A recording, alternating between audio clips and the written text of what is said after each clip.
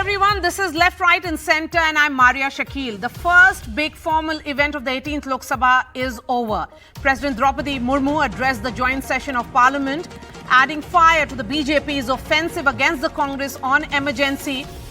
The President said that imposition of emergency on 25th June 1975 was the biggest and darkest chapter of direct attack on the Constitution. The entire country felt outraged. The President's remark comes against the backdrop of a heated exchange between the ruling BJP and the opposition on emergency, and the opposition registering the protest with the Speaker over his resolution moved yesterday. We will be joined by senior Congress leader Dr. Shashi Tharoor and BJP's National Vice President Panda shortly. Also on the show, the NEET row, which found a mention in the President's address. President Draupadi Murmu saying that the government is committed to a fair investigation. But the opposition continues to build pressure on the government, and tomorrow NEET is bound to dominate the House, with the opposition demanding answers and complete cleanup of what is an examination mess. Today, the Congress student wing, NSUI, barged into the office of the National Testing Agency, which conducts the NEET exam, demanding that it be shut down. The protest came shortly after the Youth Congress held a protest near Parliament as well.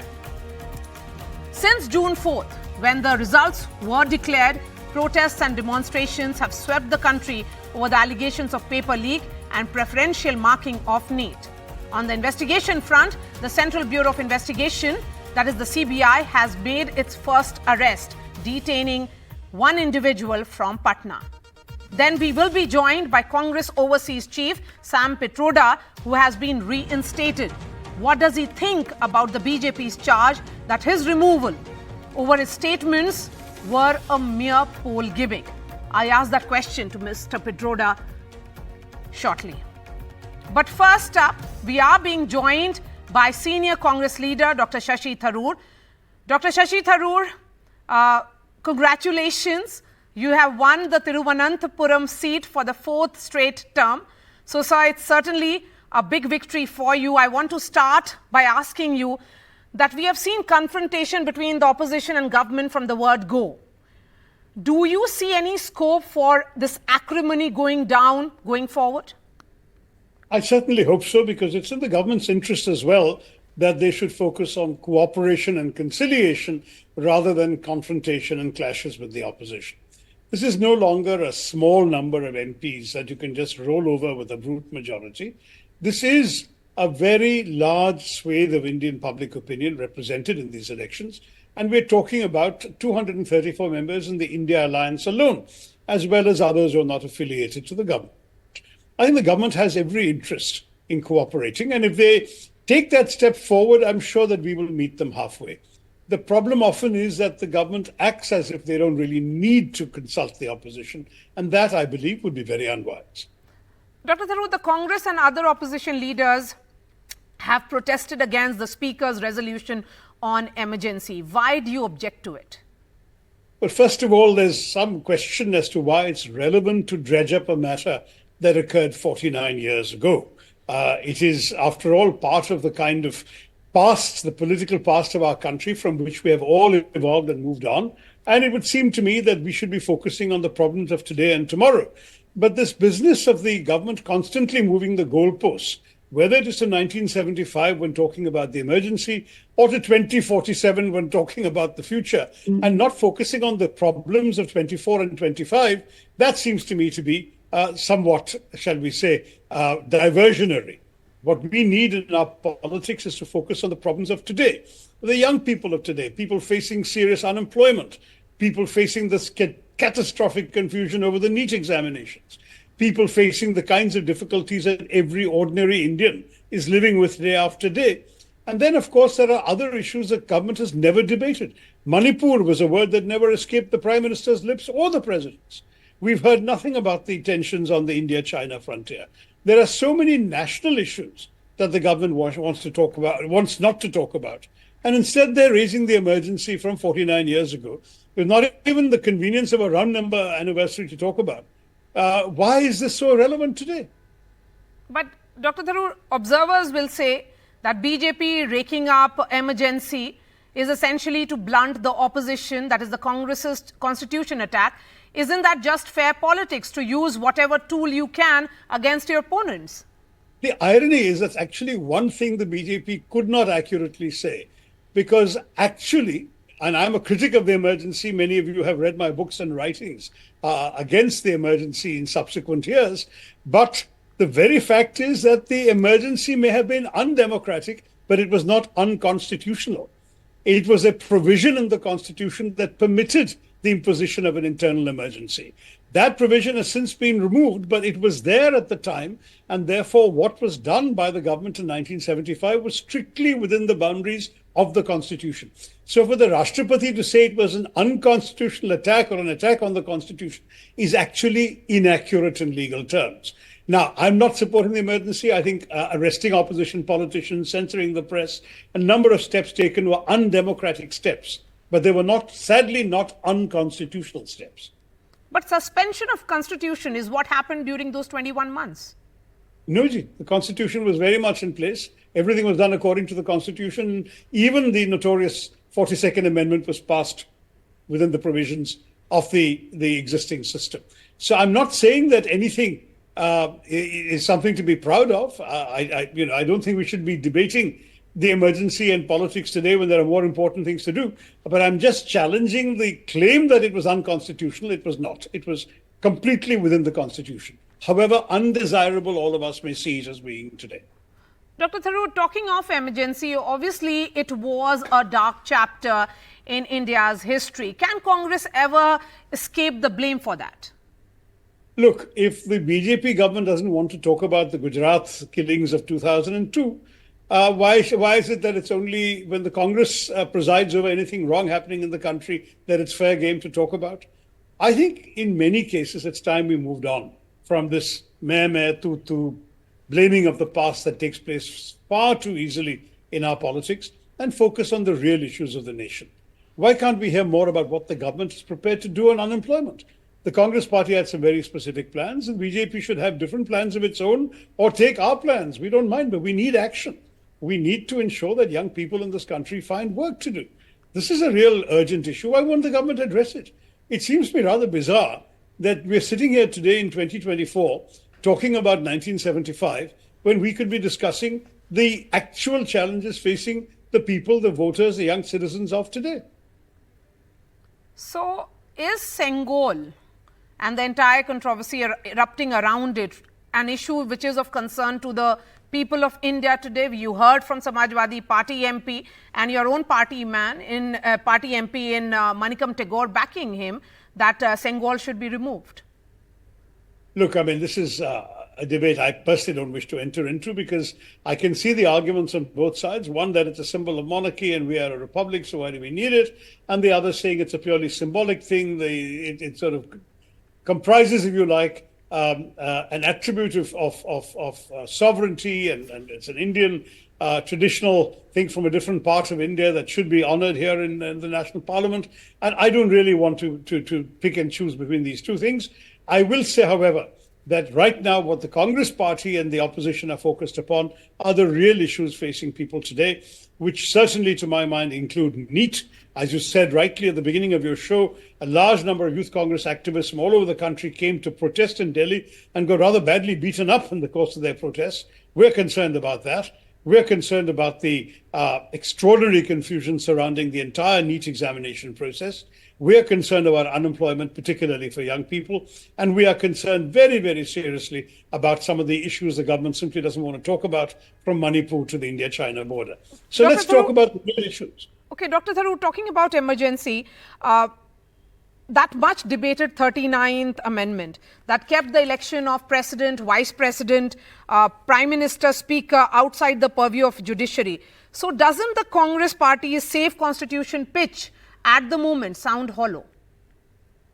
Look, I mean, we're going around the same point in circles, Maria.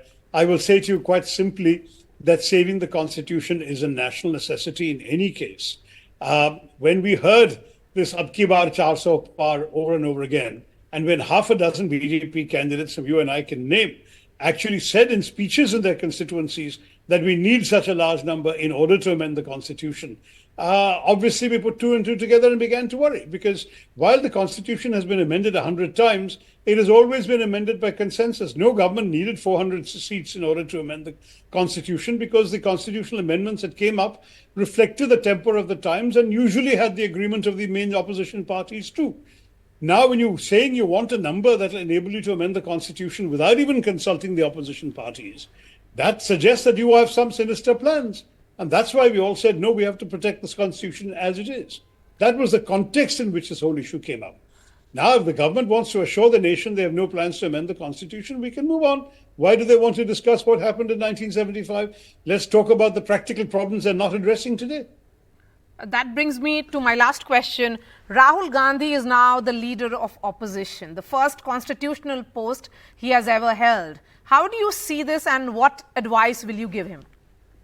Look, I think Rahul Gandhi has emerged as a considerable leader in his own right. It started off in many ways that the sort of churning or turning of the narrative began with the two Bharat Jodo Yatras, particularly the first one, which seized the imagination of the nation and of young people everywhere. Moved on from there, I think, into this very effective campaigning for the Lok Sabha elections of 24. And I think his ability to now not just frame the narrative, but to do so in a way that appeals to and attracts large numbers of people is beyond dispute.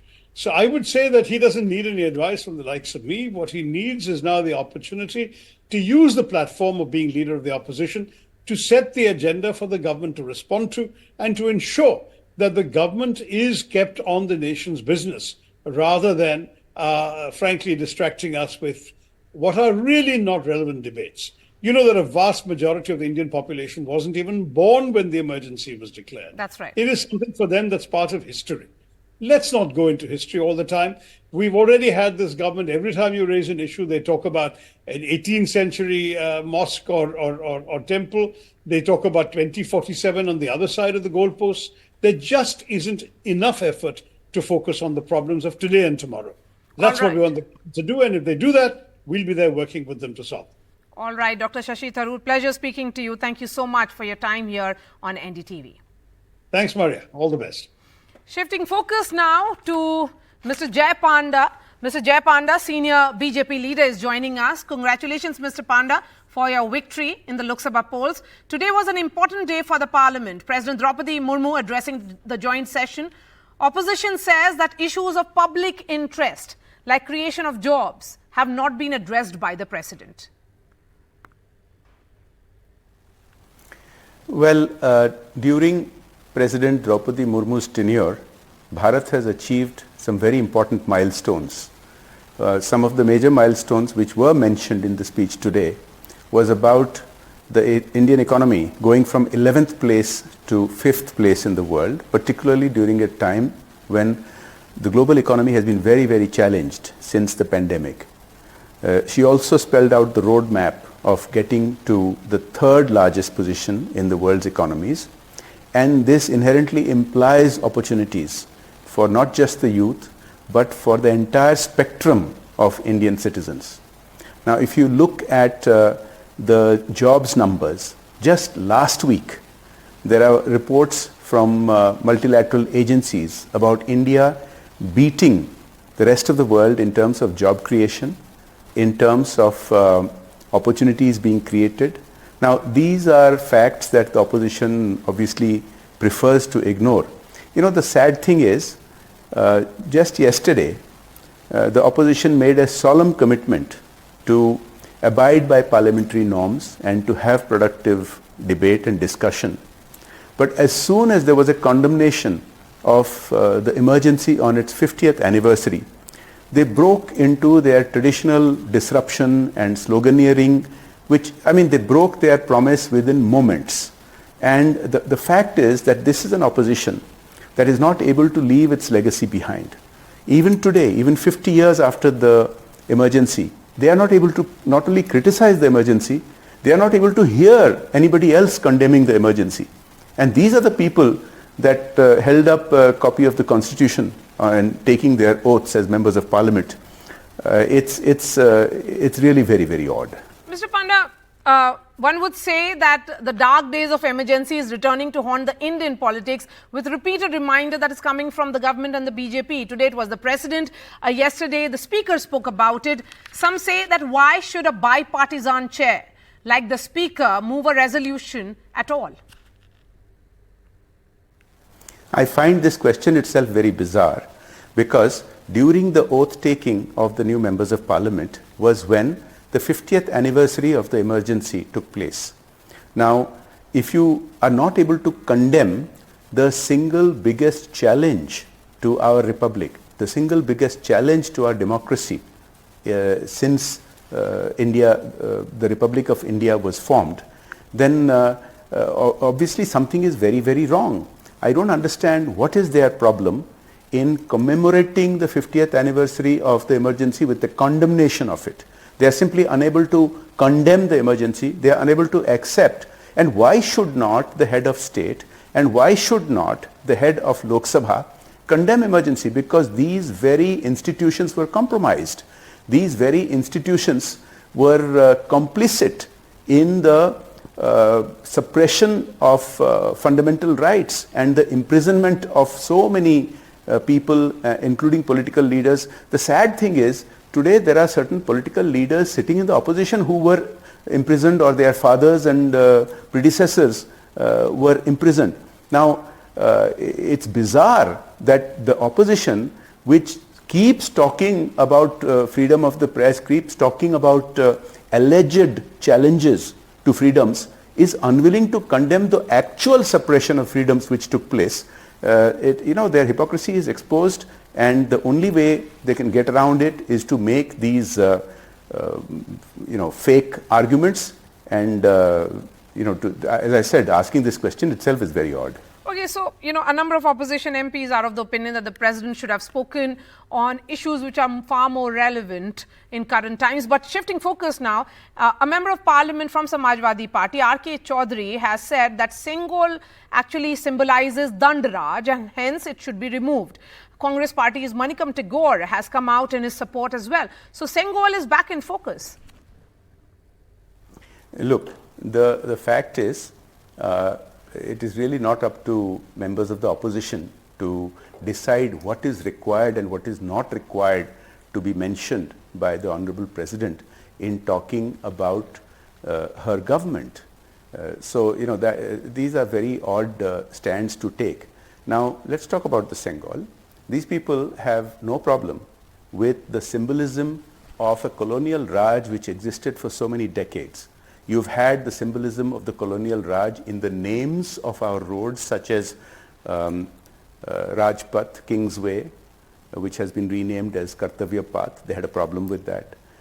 They had a problem with the changing of the emblems of some of our armed forces to reflect our own history and our own culture, rather than that imported from foreign nations which ruled us for many centuries. The Sengol is a traditional Indian symbol of governance. There are many other such symbols. During the G20, the Prime Minister took pride in the Konark wheel, which comes from my state, which represents not just art and architecture but also science, because the wheels of the Konark temple were, they told time, and they were astronomical instruments in a way. Now, these are many different symbols of our own history, of Bharatiya history, of Indian history, that we should cherish. Now, I think some members in the opposition have been so much in thrall to the sort of continuance of the Raj, even post-independence, by a few elite families which ran the show, that they are unable to let go of that and cherish our true heritage. Mr. Panda, I'm going to shift focus back to the issue of emergency and the resolution. The Congress has called the Speaker's resolution on emergency unprecedented in the annals of the history of Parliament. And coming from a newly elected Speaker, it is of far graver proportion.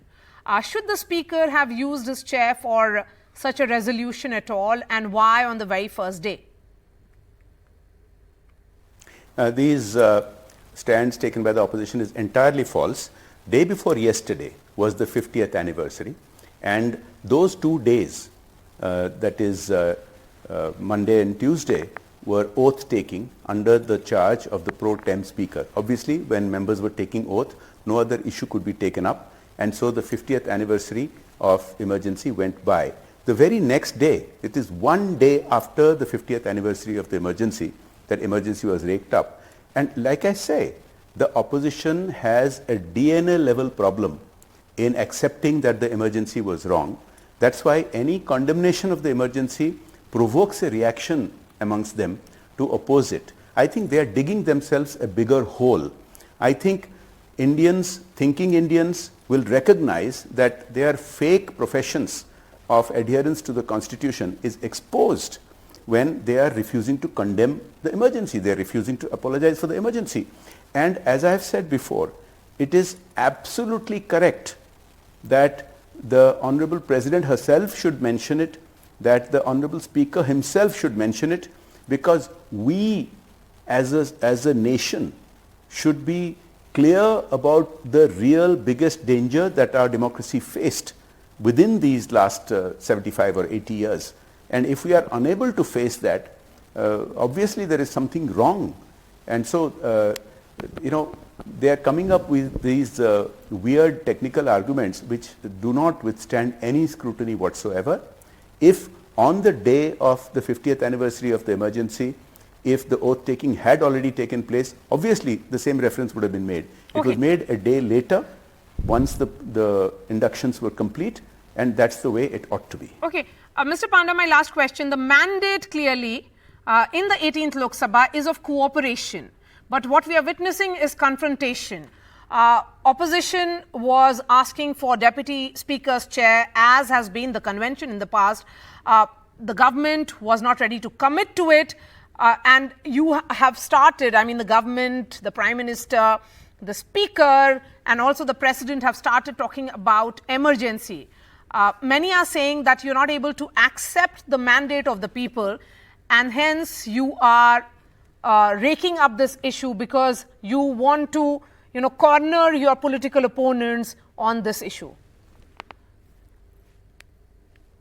The fact remains that the pre-election NDA coalition has won a clear majority of seats in Parliament and enabled a third term BJP NDA Modi government. You can't get away from that. And the opposition keeps reacting to this particular statement, which is a factual statement. It's not just the government that should be mentioning the emergency. The opposition, it is now high time for them to apologize for what their parties and what their predecessors did. It is high time for them to acknowledge and at least to keep quiet when the emergency is being condemned rather than oppose that condemnation. The whole country is aware of what happened during the emergency, when actual freedoms were taken away, when newspapers were actually made to go blank and censorship was actually imposed. All the things that the opposition alleges today, for which they have no facts or no proof. The fact is, if you do not condemn the emergency on its 50th anniversary, when are you going to condemn it? So these are all fake allegations. Now, as far as the confrontation, who started the confrontation? The government, the Prime Minister himself, all the constitutional speakers, they made it very clear that there should be cooperation. The Prime Minister particularly congratulated all members of Parliament and specifically mentioned that even the opposition members of Parliament who have won and come to represent their constituencies, he complimented them and congratulated them. Now, that is an extension of a hand of warmth and collaboration and friendship. And like I said, the opposition committed and promised that they would cooperate in healthy parliamentary debate. And immediately, within a few minutes, they started disrupting and heckling and protesting when the emergency was condemned. I think they get provoked too easily, and in getting provoked easily, they are exposing their true nature to the rest of the nation.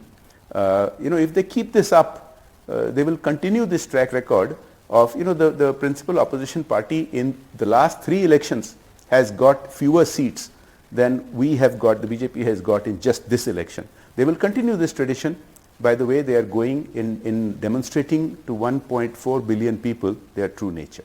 All right, Mr. Jay Panda, I appreciate your time. Thank you so much for your time here on NDTV.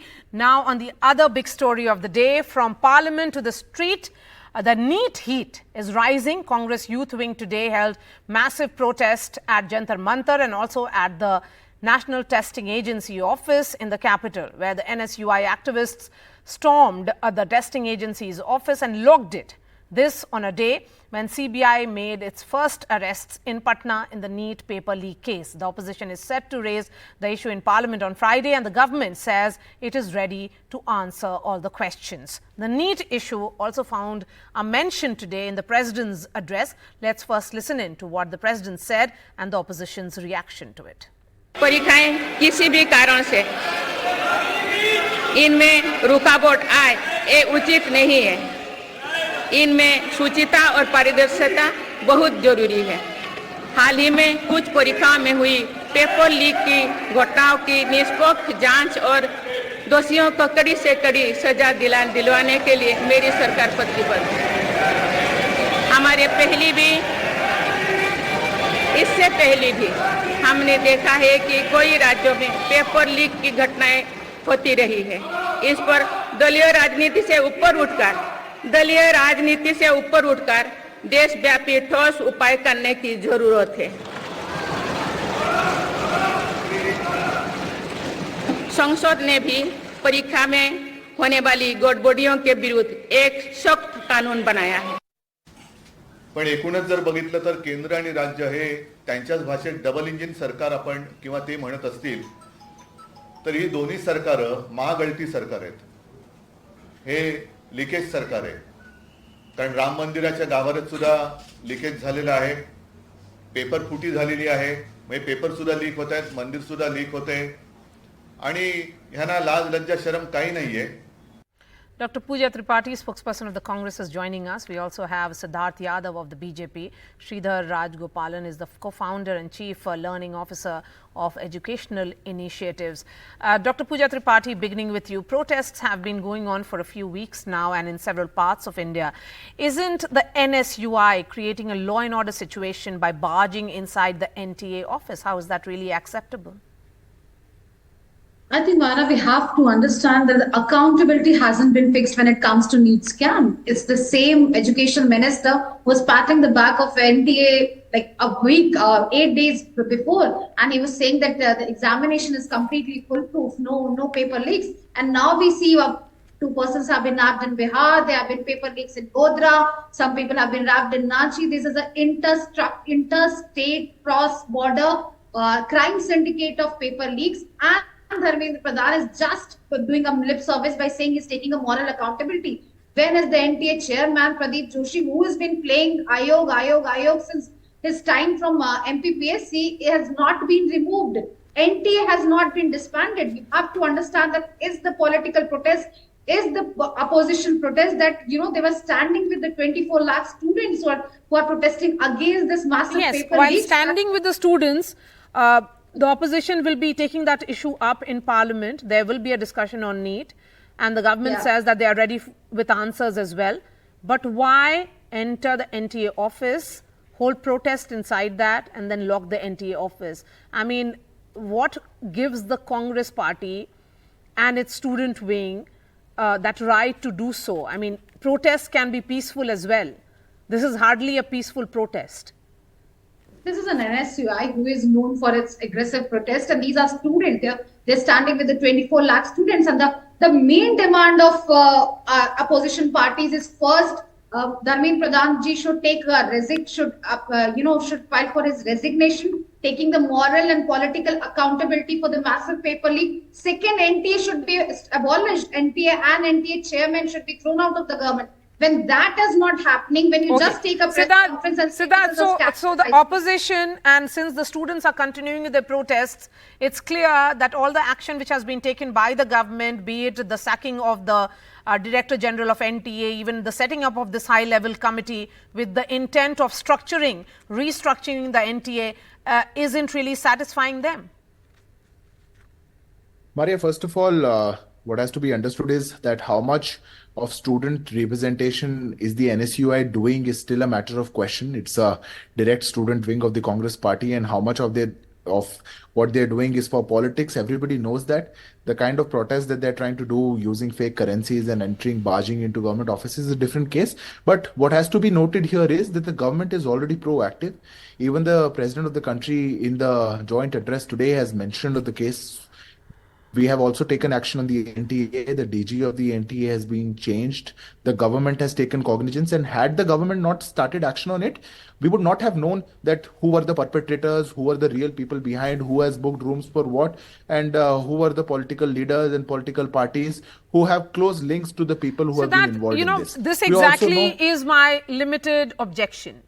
That in all the investigations which are happening in Bihar, and the CBI has taken over the investigation, there are no political linkages which have been established. So for the BJP to make those alleged links is essentially you responding it in the domain of politics. Do so, but the students demand far more answers. I think that is what is something that the BJP should answer right now.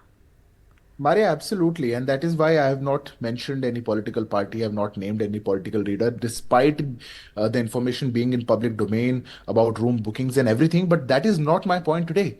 My point is the government is already on the toes to solve the entire issue. It is the first time in our country we are seeing a very strict law against paper leak.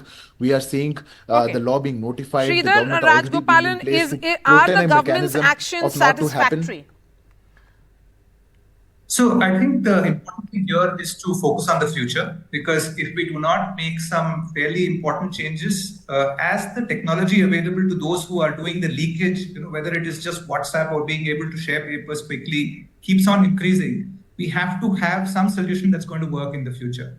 Now, the probability of leakages when you have physical exam papers and centers, though there are a number of steps that, for example, people like the CBSE have taken to make it more secure, but the risk of leakage with paper is going to be very, very high. So we do have to take a number of steps. One of them is about using computer-based tests much more, like is done in the case of the JEE. And there are certain steps in terms of the design of the paper itself.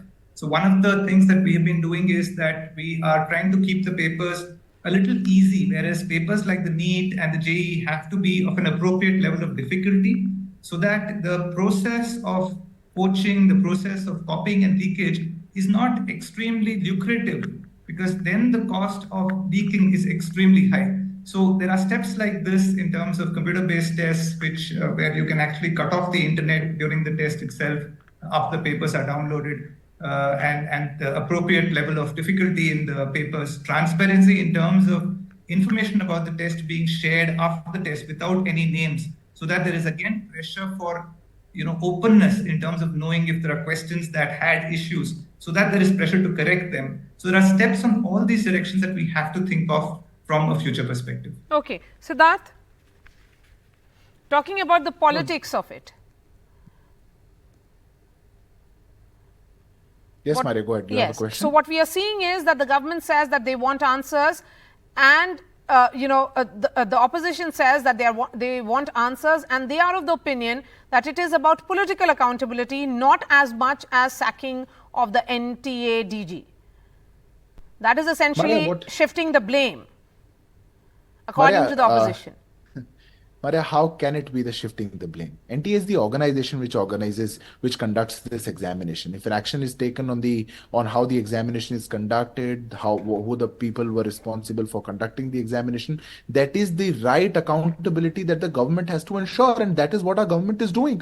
My point is, cannot the opposition also come out above partisan politics and say we stand united together for this one issue? The government is taking these things and come up also with solutions. Give me one solution that the opposition has given. But the opposition has become habitual of just citing the problems and never having any solution for anything. Okay. And it is good, fine. Tripathi, what is the solution that you are offering the government? We are there to give all solutions, but at least have the approach of solving things rather than just have you really approached the opposition in ensuring that there is some kind of, all the opposition parties who are concerned about the youth's future, they should come on one table. Has that effort been made?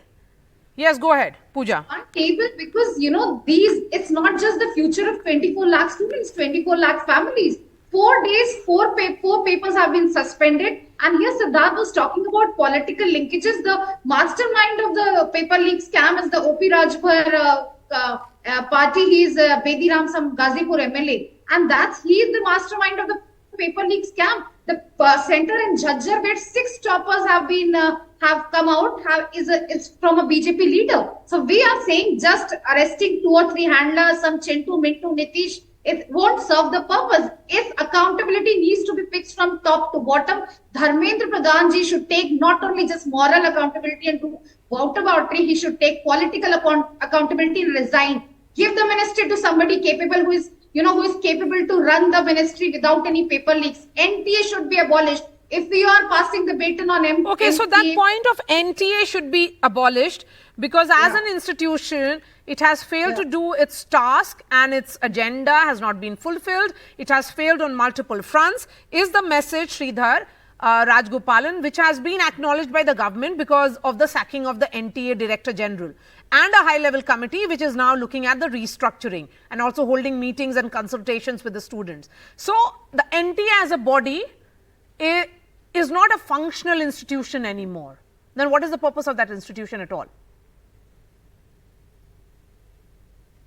Maria, I could not hear your question clearly. Can you just repeat the question? Yes, so I'm saying the opposition is demanding that NTA be abolished. Is that the way forward?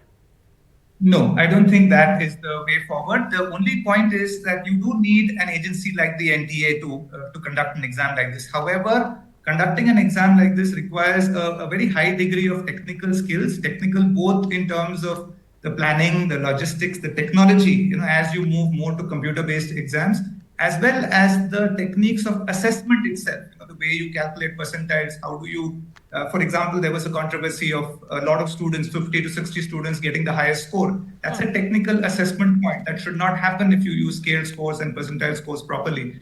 How do you handle it when there is a question which has a problem? That's again a technical issue. So I think you do need an agency like the NTA, which is kind of responsible overall, but they will have to take external expertise, which is technical expertise. Now, you can try to build this expertise, but if we look at it internationally, when you have an exam like the PISA, for example, there is a body that conducts it, but then the actual conduction, various parts of it are handled by technical experts who are selected in a transparent manner. So I think an NTA is needed. However, if the NTA alone is kind of responsible for all aspects, which I think happens in the case of the NEET, then these kind of errors are likely because it's a highly technical area in multiple technical domains. So I would say no, don't abolish the NTA, but the NTA has to Pooja, that perhaps answers your question from a completely neutral perspective. I have one more point to add. We talk about NTA Chairman Pradeep Joshi, who has no academic credentials. He was just an assistant professor at Jabalpur University, and from some RSS recommendation, he goes on to become the chairman of MPPSC. He overlooks the Vyapam scam, goes on CGPSC, overlooks the irregularities, goes on to UPSC. When my fellow panelist is talking about technical capabilities, what is the technical capability of Pradeep Joshi? Has he not been sacked till date?